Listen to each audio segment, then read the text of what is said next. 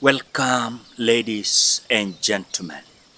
As we speak, the CNN has leaked the Tanzanian police disposed of bodies after election violence, as opposition alleges. Now, when you look at what happened in Tanzania, several youths were killed. Ungeona wale waliuawa na kupelekwa kwa hospitali ya serikali, watu walikuwa natupwa tu kama mahindi yenye metolewa kwa shamba. Unaona, unaweza enda kwa shamba uvune mahindi na kurusha kwa field.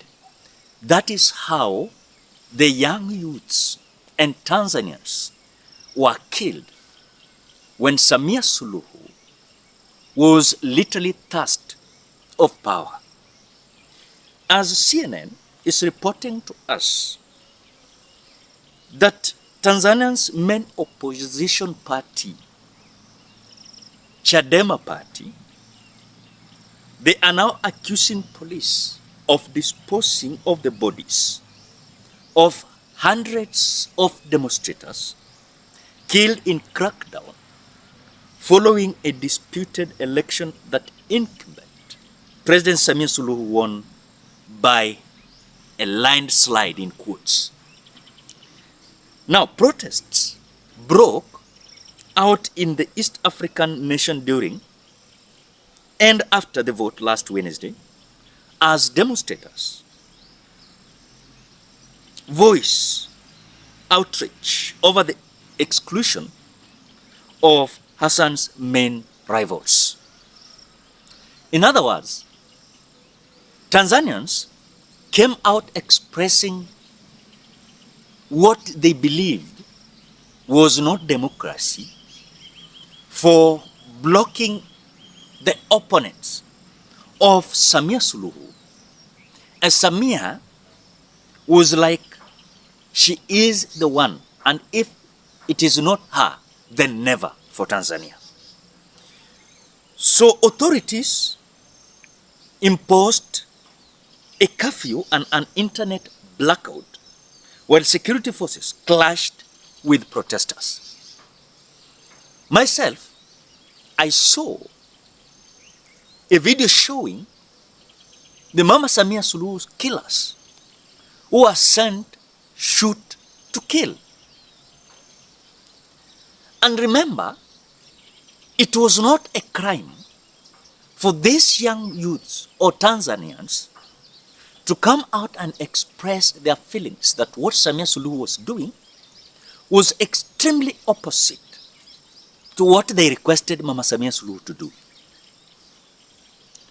When look at this issue of bodies of thousands and thousands of Tanzanians being buried by police, as these parents are coming out to request, mutupe mili ya watoto wetu tuzike basi, tujue waliuawa na hii serikali ya kimabavu ya Samia Suluhu. But of course they don't have anyone to stand by them. No one is defending them. In Tanzania, everything has been crushed. In fact, as we speak, even some apps, I don't know if YouTube is working in Tanzania, I don't know.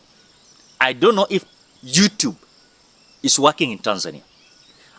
Twitter, I'm not sure. Facebook, I'm not sure. Maybe those who are living in Tanzania can tell us. Because as we speak, the leadership of Mama Samia Suluhu is literally dictatorial. And by the way, she has no chance to say sorry. And that is what is happening in Tanzania. So one thing that I've also observed when it comes to what we are seeing is that these police, they are like collaborating with, of course, the military, some part of military. And that is why when these Tanzanians were being killed, you could see some part of military, they were like comfortable with common mwananchi and they could escort them during the demonstration. But when you look on this side, we had some part of military. They were so comfortable with Mama Samia Suluhu doing what she was doing. But fully the police officers, they are being controlled like a remote. Shoot and kill, they do it. Shoot and kill, they do it. So actually, let me not lie to you. Whatever is happening in Tanzania is not only reckless, but is like taking Tanzania back to those eras that they were not having any freedom. In fact, I'm seeing some musicians there just praising and worshiping Mama Samia Suluhu. Then I ask myself, the time is coming that they will regret. The time is coming. They will also face the wrath of Mama Samia Suluhu. Because Mama Samia is not an ordinary dictator. She is a lethal dictator. And sometimes you see her as someone who is so humble, someone who has nothing to do with killings of the people of Tanzania. But she's the one who ordered no one should be seen demonstrating.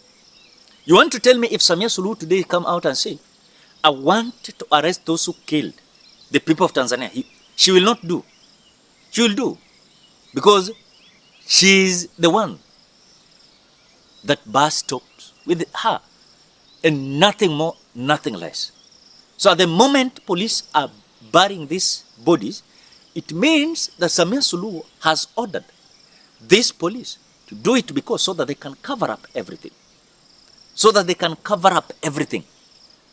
And mind you, when you look at even what Samia is doing, across the world, majority of leaders, they are like against the type of leadership that Samia Suluhu is trying to portray in Tanzania. When you look at AU, when you look at EU, look at different observers across the world, look at the presidents across Africa, you could see it was, I think, was it William Ruto, Museveni I saw, I don't know, Paul Kagame, and some few presidents. But majority of presidents, never. And I saw even during her swearing in, she just welcomed few presidents.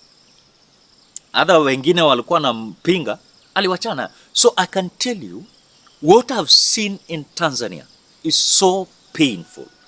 And I can tell you those who are saying we don't care. If this trend will get outside Tanzania and come to Kenya, then we are done. In fact, sometimes I say we as Kenyans, we are lucky because we have freedom of expression, we have freedom of speech, in media, everything. Media cannot be blocked. And that is why during the demonstration, you will see everything. But Tanzania, I don't know, Samia Suluhu is taking them back. What do you think, Kenyans? Drop your opinion at the comment section below. Otherwise, subscribe, like, comment, and share this video. Till we meet in another video.